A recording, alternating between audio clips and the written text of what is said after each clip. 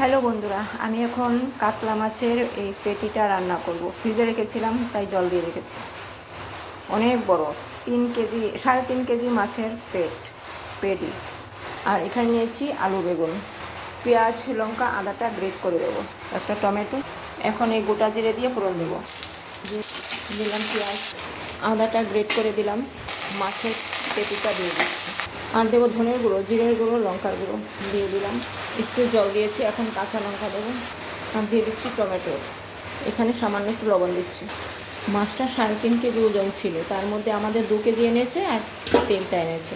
এখানে লবণ দিচ্ছি, নেড়ে চেড়ে ঢেকে দেবো।